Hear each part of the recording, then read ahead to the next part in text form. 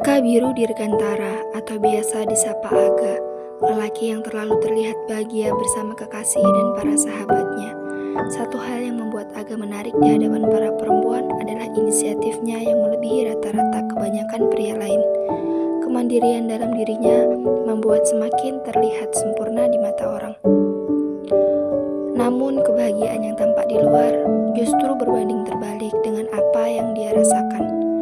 Kehidupan kedua orang tua yang tidak harmonis dan akhirnya berakibat buruk pada kebahagiaan Aga.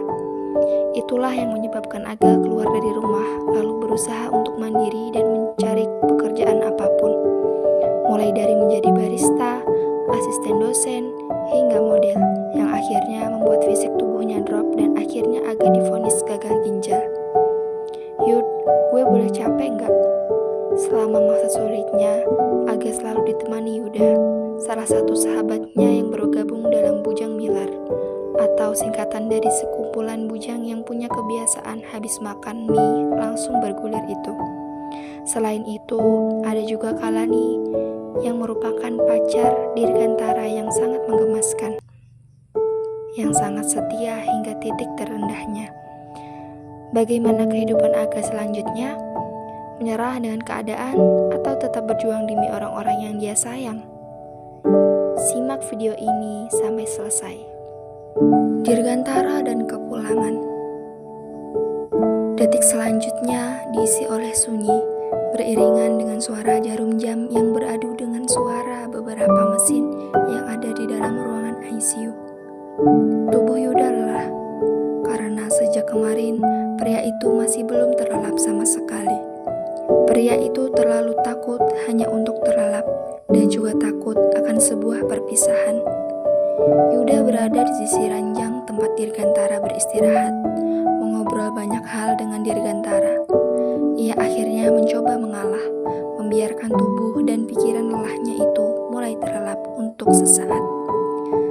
Sebelum masuk ke hari yang masih sama beratnya, hampir 10 menit berlalu dengan rangkaian mimpi milik pria itu mulai tersusun dengan rapi.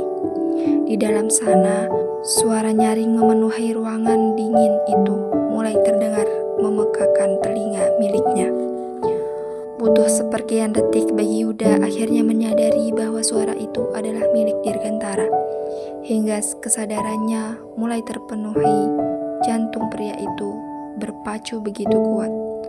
Bersamaan dengan tubuhnya yang mulai bergerak mundur memandangi garis lurus pada monitor.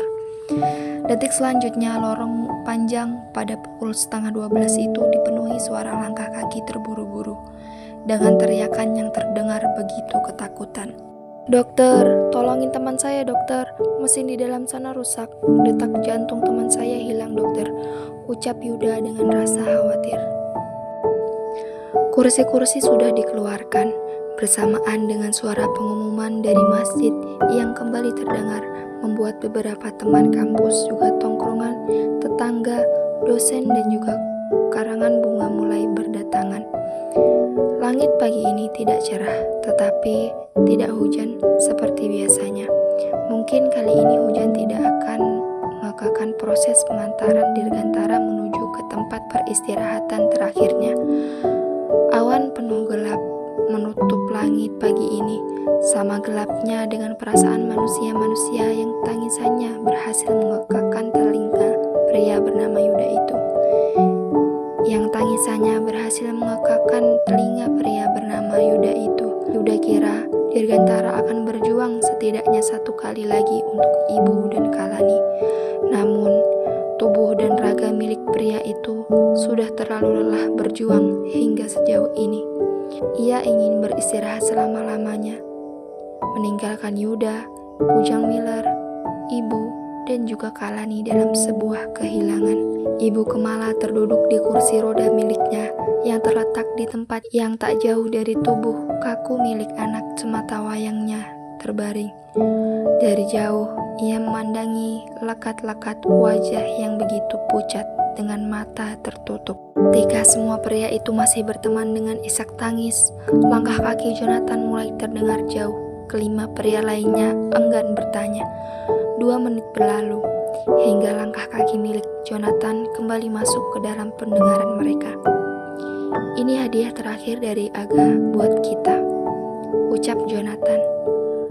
Kata Aga, ini uang tabungan yang dia tabung semenjak hari pertama dia divonis punya sakit ginjal.